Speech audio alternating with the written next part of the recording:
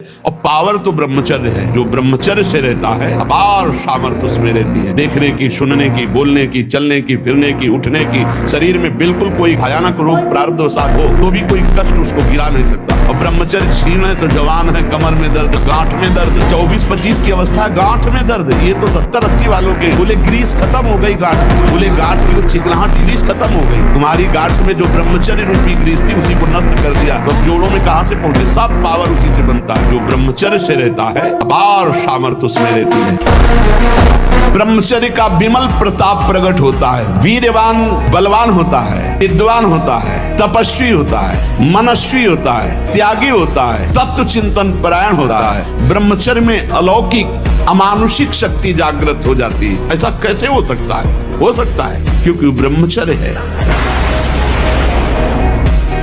एक साल में आप बदल जाओ, एक साल में चेहरा बदल जाएगा, जीवन बदल जाएगा। नाम जप करो, आध्यात्मिक शक्ति बढ़ाओ, व्यायाम करो, शुद्ध भोजन करो, शारीरिक शक्ति बढ़ाओ, अभी आप बलवान बन जाओगे। बलवान कौन है? दूसरा गाली दे रहा, आप सह गए उसे बलवान कहते, उसके थप्पड़ मार दिया उसे बलवान नहीं कहते। बल आप में क्षमा है तो आप बलवान हैं। काम को आप जीत रहे हैं, आप बलवान हैं। लोभ को आप जीत रहे हैं, आप बलवान हैं। दूसरा कोई बीमार पड़ा है, आप उसको सेवा कर रहे हैं, कोई चाह नहीं, ये आप बलवान हैं।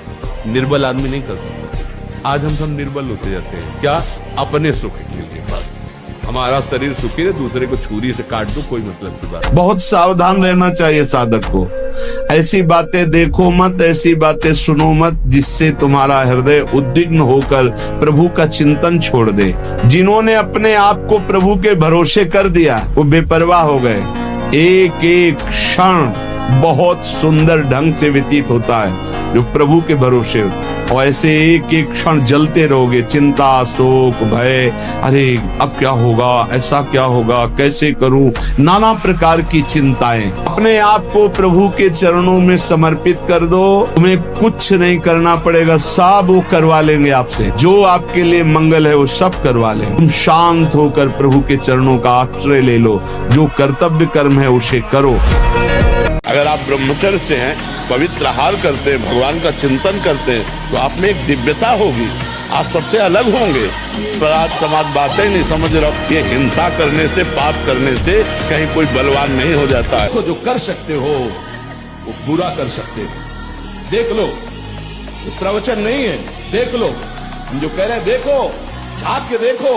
अगर छूट हो जाए तो तुम कहां गिरे हो, देख लो, अब भी देख लो। कहाँ तुम्हारा चिंतन है, तुम्हारे चिंतन की स्थिति क्या है, तुम्हारे हृदय की मांग क्या है, तुम्हारी दृष्टि कहाँ है, उसे देख लो, अंदर से देख लो। अगर रुके हुए हो तो कृपा की बाढ़ ने तुम्हें रोक रखा है। चुपचाप कृपा की उस महामहिमा की आकर्षण वृत्ति से अपने लक्ष्य की प्राप्ति करो। हमें कुछ नहीं जानना, राधा श्री राधा श्री राधा। हमें कुछ नहीं पाना, राधा श्री राधा श्री राधा। सब कुछ प्राप्त हो जाए। ये ब्रह्मचर्य वो चीज नहीं कि स्वाभाविक नष्ट होती है। जिनको ये है कि होती है, तो यदि 8 दिन में आपने नष्ट किया है और अब आप रोकना चाहते हैं तो वर्षों आप नहीं रोक सकते। अगर आप छेड़ेंगे नहीं तो धीरे धीरे अंतराय बनता चला जाएगा, एक दिन आप ब्रह्मचारी हो जाए। जैसे हमें गाली दो, हम सह जाए। हमारे भगवान को गाली दोगे, हमारे गुरु को गाली दोगे, हमारे धर्म को गाली दोगे, तुम्हारी जबान बंद कर दें। अभी इसी क्षण आवेश आ जाएगा, क्योंकि अब उसके लिए फिर नपुंसकता नहीं धारण करनी, उसके लिए कायरता नहीं धारण करनी कि अरे नहीं। अर्जुन कह रहे ना, संन्यास लेंगे हम, अपने पूज्य जनों को नहीं काटेंगे। भगवान कह रहे मार इनके गले उतार, या धर्म के पक्ष में खड़े, उत्तिष्ठ परंतप, चढ़ा गांडीव में प्रत्यंचा, काट इन सबको। तो अपने सहने की बात हो सकती है, लेकिन धर्म का नाश अगर कोई कर रहा है, हमारे राष्ट्र पे आ रहे, हमारे समाज पे आ रहे, फिर हम वहां नहीं सहन करेंगे। कुछ सहन करने की सीमाएं हैं, समझ पा रहे आप? बिंब तभी दिखाई देता है अपने इस पार्थिव शरीर का जब वो स्वच्छ हो। अगर मलिन है तो दर्पण में सामर्थ्य है, पर वो मलिनता बीच में आने के कारण आप नहीं समझ पाएंगे कि आपका रूप कैसा है। दर्पण स्वच्छ करो, दिखाई देगा। ऐसी ही मन में सामर्थ्य है दर्पण जैसी।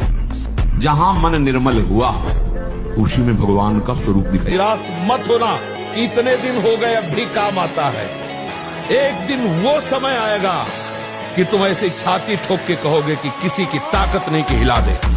उपासक इन बातों से नहीं बचता, वो अपने लक्ष्य से भ्रष्ट हो जाता है। पहला है, इसको हम बहुत प्रार्थना पूर्वक निवेदन करते हैं, टच वाले मोबाइल से बचे। स्मार्ट, बड़े स्मार्ट बने हो, माया से थोड़ी तुम्हारी स्मार्ट गिरी चलेगी, माया तुमसे ज्यादा स्मार्ट। दूसरा, कोई भी मनुष्य तुम्हारे जीवन में विशेष अधिकार प्राप्त न कर पाए। तीसरी, अपनी दिनचर्या में प्रमाद नहीं होना चाहिए। दिनचर्या में प्रमाद का मतलब है अपने जीवन को नष्ट कर। चौथा, किसी भी सभा समिति संगोष्ठी में शामिल न होना। एकांत सेवन, अपरिचित जीवन। तो हम किसी के अभिनय करने वाले के अंग प्रत्यंग को देख रहे हैं और वो कामुक होकर कोई काम चेष्टा कर रहा है या कोई ऐसा, वो सारा का सारा मन कवर कर रहा है आपका।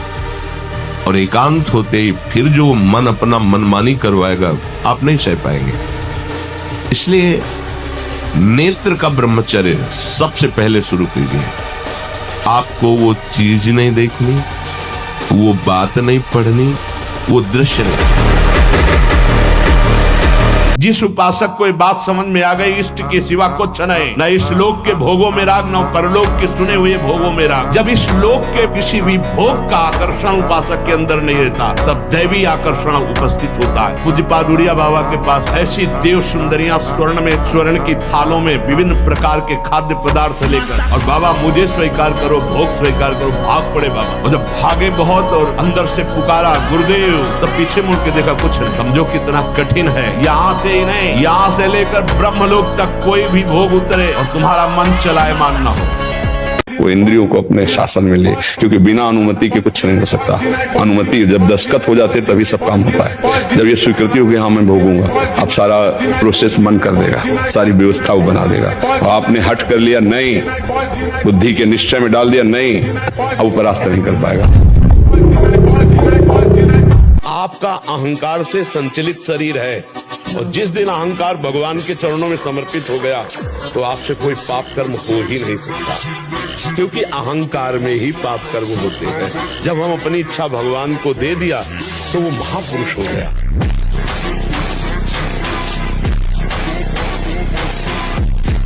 एक बार सब छोड़ दो, ऐसे हो जाओ और नाम पकड़ लो, और फिर हमें बताना 15 साल से आप अभ्यास कर रहे हो, और ये अभ्यास करके फिर कभी मिलना तो हमें आप बताना कि आपको क्या लगा।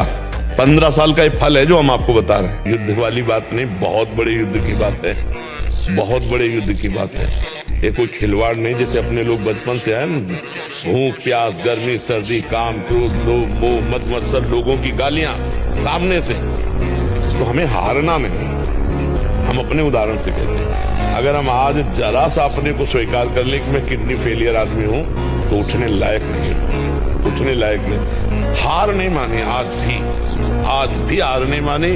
हम अपने समय से देखते हैं, हमें उठाओ, हमें स्नान करवाओ, हमें चलो ले चलो, हमारी दिनचर्या चलेगी। ये जो वीर शक्ति है ये अमोघ बल प्रदान करती है। स्मृति, शरीर में एकदम बिजली जैसा करंट, रात दिन एकदम उत्साह पूर्वक कार्य करते रहो, फिर भी थकान ना आना। वर्षों की बात तुम्हारी स्मृति में रहना। कोई बात पकड़ लो तो हजारों बार उसका चिंतन करने की सामर्थ्य रखना। अगर मंत्र पकड़ लिया तो मंत्र ही चल रहा है, नाम पकड़ लिया तो नाम। समझो, जो मूल जड़ है, नींव है साधना की, बिल्डिंग की नींव है, वही मजबूत नहीं तो बिल्डिंग कहां से खड़ी हो जाएगी। ब्रह्मचर्य, गृहस्थ, वानप्रस्थ, संन्यास, ये 4 आश्रम हमारे हैं। अब ब्रह्मचर्य गोल हो गया तो कैसे उसमें गृहस्थ खड़ा हो पावे, कैसे वानप्रस्थ हो पावे, कैसे सन्यासी हो पावे। तो मूल ब्रह्मचर्य आश्रम है।